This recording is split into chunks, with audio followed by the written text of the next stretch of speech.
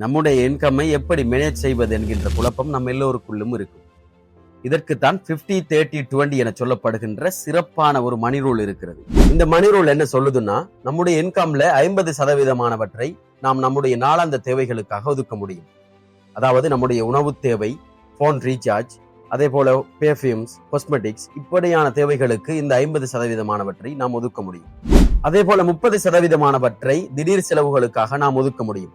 திடீர் செலவுகள் என்கின்ற போது ஃப்ரெண்ட்ஸ் கூட வெளியே போறது, இல்ல யாருக்காச்சும் கிஃப்ட் பண்றது, இப்படியான விடயங்களுக்காக அந்த 30% நாம் ஒதுக்க முடியும். மீதமாக இருக்கின்ற 20% பணத்தினை நீங்கள் கட்டாயமாக சேவ் பண்ண வேண்டும்.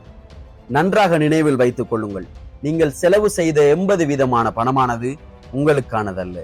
இந்த 20% பணம்தான் உங்களுக்கானது, உங்களுடையது. இப்படியாக சேவ் பண்ணுகின்ற பணத்தினை என்ன செய்வது என்பது பற்றி அடுத்த வீடியோவில் உங்களோடு நான் பேச இருக்கிறேன்.